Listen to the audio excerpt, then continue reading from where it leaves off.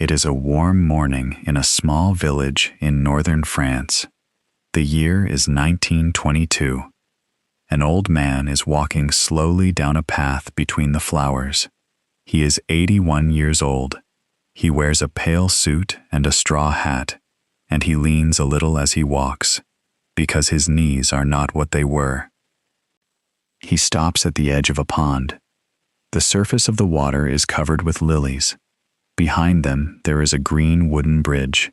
The air smells of wet earth and willow leaves, and somewhere a bird is moving in the reeds.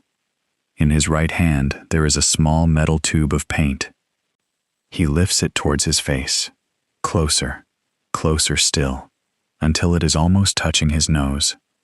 He is not looking at the color. He is reading the label. He has to read the label, because his eyes can no longer tell him what he is holding. Everything comes to him now in yellow and brown and dim, as if the whole garden were sitting behind a dirty window. And now look at the pond again, my friend. It is not a natural pond. There was no water here at all when this man came to this village. He bought the land. He paid men to dig the hole. He turned a small river to fill it. He chose every single plant floating on the surface. He planted the thing he is now going blind looking at. His name was Claude Monet. And the paintings he made in that garden, half blind, an old man reading labels with his nose, are today among the most loved paintings on earth. Hello, my friends. Welcome back to History English. It is so good to have you here with me today. Find a comfortable spot. Take a slow, deep breath.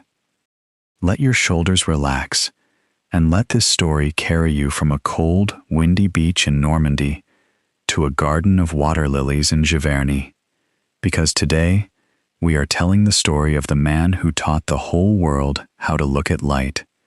But before we begin, I want you to understand what painting was like when this boy was born. In France, in 1840, a painter had only one road, and that road was called the Salon. The Salon was the official art exhibition of the French state, held in Paris, and it was the only place where a painter could become known. A small group of judges decided who was allowed in. Those judges liked certain things. They liked stories from the Bible and from ancient Rome. They liked smooth surfaces, so smooth that you could not see a single mark of the brush. They liked brown.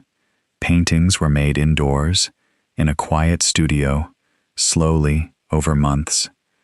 Nobody believed that the important thing in the world was the light on some water at 11 o'clock in the morning. One boy from a port town believed it. Claude Monet was born on the 14th of November, 1840, in Paris. When he was 5 years old, the family moved to Le Havre, a busy port on the coast of Normandy, where his father worked in a family business selling supplies to ships. Le Havre gave him two things that stayed with him for the rest of his life: wind and water. His father wanted him in the business. Claude wanted to be outside. He was a poor student. He covered his exercise books with drawings instead of lessons, and by the age of 15 he was known across the whole town for one thing: caricatures. A caricature is a drawing of a real person that makes their most noticeable features bigger and funnier than they really are. He drew the merchants and the officials of Le Havre with enormous heads and tiny bodies. People laughed, people argued about who would be next, and people paid. He charged 10 francs for one, and then 20, which was serious money for a schoolboy. A local shop that sold picture frames put his drawings in the window, and crowds stopped on the pavement to look at them. He was 15 years old and already earning money with his hands. Then, in the winter of 1857, his mother died. He was 16. In the window of that same little shop, there were also some small paintings of the sea and the sky. They were made by a local man named Eugène Boudin, a painter who did something that almost nobody did in those days. He carried his canvas outdoors and painted in the open air, standing in the wind, in front of the real thing. Monet thought those paintings were ugly. He said so later. Honestly, as an old man, he disliked them. But Boudin had seen the caricatures, and Boudin kept asking, "Come out with me. Come and work outside. Come and see." The boy said no. Boudin asked again. The boy said no again. And then one day, for no particular reason, the boy said yes. They went out to the shore together. Boudin set his easel down on the sand, in the wind, with the tide moving in front of him, and he began to paint the sky. The boy stood behind him and watched. Something happened in that hour that Monet was still trying to describe 50 years later. He said it was as though a veil had been torn away from his eyes. Suddenly he understood what a painting could be. Not a story, not brown varnish in a warm room. A moment of real air, caught before it changed. He was still a teenager, and he never went back to the shop. He went to Paris to study. His father was not pleased, and the money was thin. In 1861, Monet was called up for military service and sent to Algeria, in North Africa. He was there for about a year, and the fierce light of that country stayed in his eye forever. Then, he caught typhoid fever, a serious illness spread through dirty water, and he was sent home. His aunt paid the fee to release him from the army, on one condition: he had to study art properly. So he entered the studio of a well-known teacher named Charles Glaire, and there he met 3 other young men who would matter for the rest of his life: Renoir, Sisley, Basile. Glaire looked at Monet's work one day and told him to correct nature, to make the figure nobler than it really was. Monet left. And then came the poverty, my friend, and it lasted a very long time.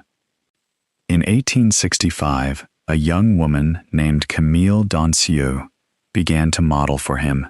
She was 18. He painted her in a green dress, and the painting was accepted at the salon and praised, and for one bright moment, it looked as though the road was open. It closed again immediately. The salon rejected the next work, and the next. His family disapproved of Camille and cut off his money. Their son Jean was born in 1867 into an empty room. There are letters from those years, written to his friend Basile, and they are painful to read. He asks for money. He asks again. He explains that they have no fire, no food, and that the landlord has put them out into the street with the canvases. Once he had to leave paintings behind because he could not pay what he owed. In 1868, he wrote to Basile that he had thrown himself into the water. He was pulled out. Historians still argue about how serious that moment really was, and no one can say for certain. What we can say is that he kept painting. Then, in 1870, war came between France and Prussia, and Monet crossed the sea to London to escape it. In the London museums, he stood in front of the paintings of Turner and looked at what an English painter had done with fog and steam and sun. And in London, he met a man named Paul Durand-Ruel, an art dealer. An art dealer is someone who buys paintings from artists and sells them on to collectors. Durand-Ruel bought Monet's work for the next 40 years, and more than once he nearly ruined himself doing it. In 1872, Monet was back in Le Havre, in a room above the harbor, and he got up before the sun. There was mist on the water. The masts of the ships were gray shapes in it. The sun came up orange, and its reflection broke into short, rough strokes on the surface of the sea. He painted the whole thing quickly, in a single sitting, and it looked nothing like a finished picture. It looked like a glance. 2 years later, someone was making the catalog for an exhibition and asked him what to call it. Monet said that it could not be called a view of Le Havre, so they should just put down the word impression. The painting is called Impression, Sunrise. That exhibition was an act of rebellion. In April 1874, Monet and about 30 other artists gave up on the salon completely. They rented the studio of a photographer named Nadar on the Boulevard des Capucines in Paris, and they hung their own work themselves, with no judges and no permission. The public came, many of them laughed, and a critic named Louis Leroy wrote a mocking article in a satirical paper called Le Charivari. He pretended to walk through the exhibition with an old-fashioned painter who slowly loses his mind at what he sees. Leroy pointed at that little orange sunrise, took the word out of its title, and used it as an insult. He called the whole group the Impressionists. He suggested that cheap wallpaper was more finished than their work. Louis Leroy meant it as a joke. The painters took it as a name. Success came, but slowly, and it came about 15 years later than it should have. By 1890, Monet had enough money to buy a house he had been renting in a village called Giverny, about 70 kilometers from Paris, and it was there that he began the work that changed everything. He was walking near the house one autumn, and he stopped in front of a field. In it stood Grainstacks, great piles of harvested crop covered against the rain, the most ordinary objects in rural France. He looked at one, and then he looked at it an hour later, and it was not the same object. So he did something strange. He had a wheelbarrow brought out, and he set several canvases side by side in the field, and he moved from one canvas to the next as the light moved across the stack, a few minutes on each. Morning, noon, snow, fog, the low red sun of the evening. He painted 25 of them. When Durand-Ruel exhibited 15 in 1891, they sold within days, at prices Monet had never seen in his life. Then he did it again, with rows of poplar trees by the river. The trees were about to be cut down and sold for timber, so Monet paid the timber merchant to leave them standing until he had finished. And then he did it with a building. In 1892, he rented a room across the square from the Cathedral in the city of Rouen, and he sat at the window and painted the front of it more than 30 times. The same stone, the same doorway. Gray at dawn, white at midday, gold and blue in the late afternoon. He was not painting a cathedral, my friend. He was painting 20 minutes. Now, you know our tradition here.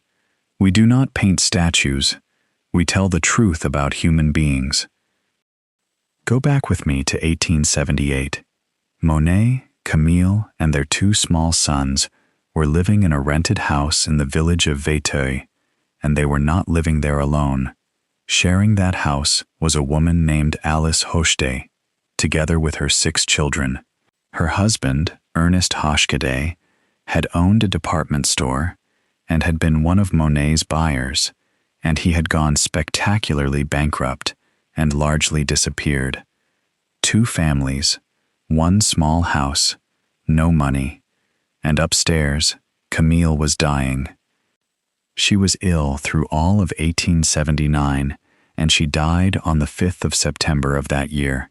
She was 32 years old. Monet painted her on the bed, in blue and gray and pale yellow. And years later, he confessed something about that morning to his friend, Georges Clemenceau. Standing at the bed of the woman he had loved since he was a poor young man, he had caught his own eye doing its automatic work, measuring the colors as they moved across her face, noting the blue, the gray, the yellow, exactly as he would have noted them on water or stone. He said it frightened him. He compared himself to an animal turning a wheel, unable to stop. He loved her, and his eye did not stop. Alice stayed. She and Monet married in 1892, after Ernest Hocheday died. The village talked, and historians still disagree about when that relationship truly began, and the details are not entirely clear. There is one more thing you should know about him. He destroyed his own paintings, not once, in a bad week, but again and again through his whole life.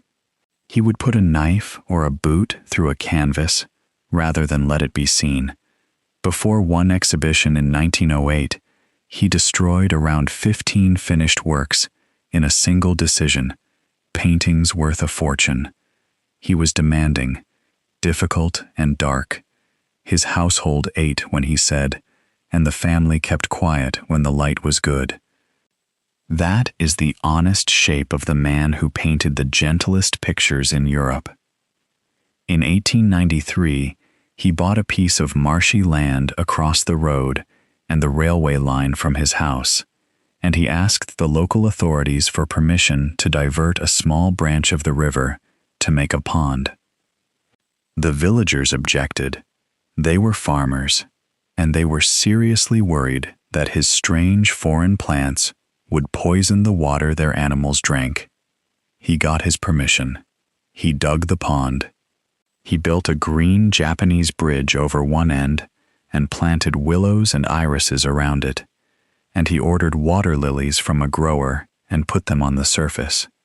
For years he did not paint it at all. He simply looked after it. Then he began, and he did not really stop. Over the last 30 years of his life, he painted that pond more than 250 times. You already know how this part ends, my friend. The tube of paint, the label held against his nose. In 1912, the doctors told him he had cataracts in both eyes. A cataract is a clouding of the lens inside the eye, and it makes the world look dim, and it turns colors yellow and brown.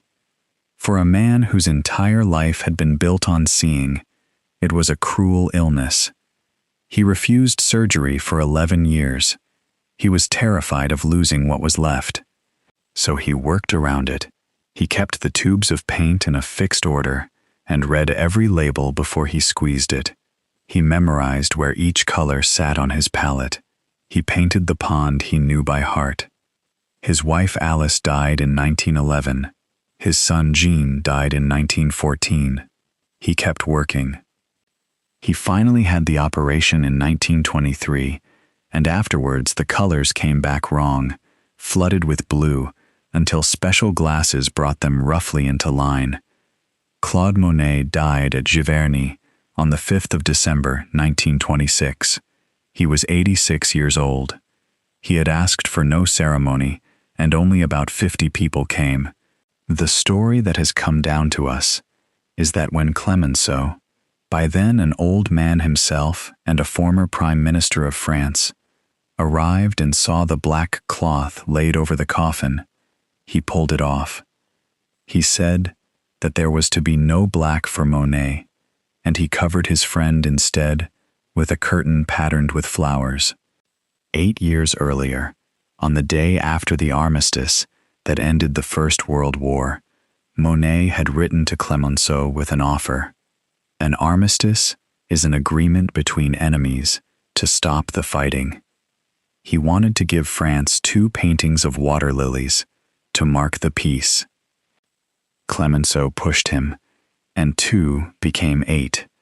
8 enormous curved panels, about 100 meters of painted water in total, made to be installed in 2 oval rooms so that a visitor could stand inside the pond with no corners and no horizon anywhere. They opened at a museum in Paris called the Orangerie in May 1927, a few months after he died. For years, almost nobody came. The art world had moved on, and the rooms were considered the sentimental work of an old man. The world came back. It usually does. The garden did worse. After his son Michel inherited it, the pond silted up, the bridge rotted, and the greenhouse windows broke. In the 1970s it was restored, plant by plant, using his own paintings and his own planting orders as the instructions.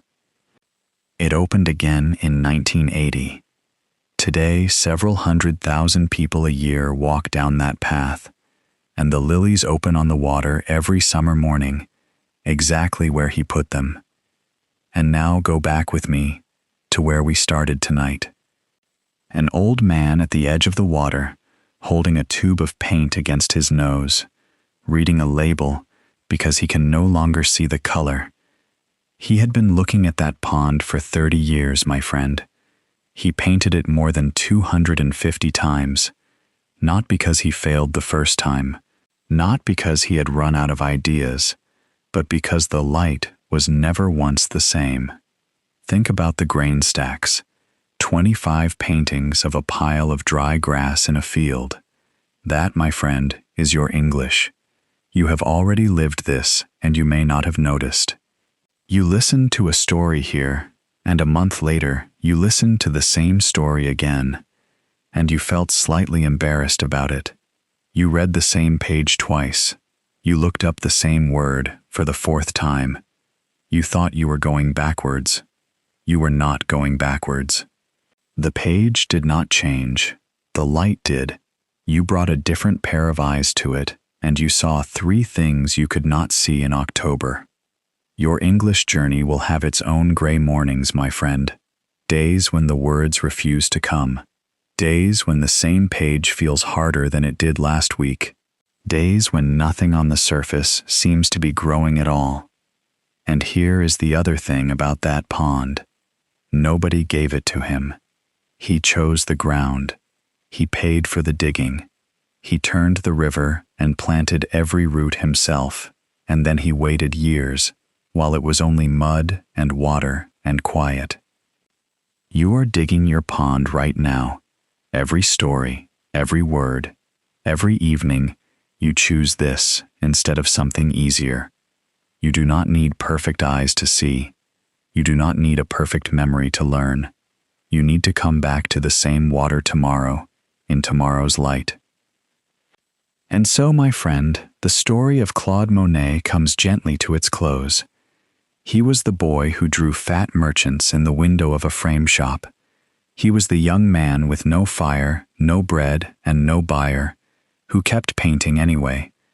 He was the old man who read the labels on his paint because he could not see the color, and who painted the most famous water in the world from memory and love. This is History English. Tell me, my friend, what part of this story stayed with you the most? Was it the boy standing behind Boudin on the windy beach, feeling the veil tear away from his eyes? Was it the critic's insult that became the name of a movement? Or was it the old man at the edge of a pond he had dug with his own money, holding a tube of paint against his nose? I would love to hear your answer in the comments below. There are many more stories waiting right here, and I will be here when you come back. Until next time, take care of yourself and never stop learning.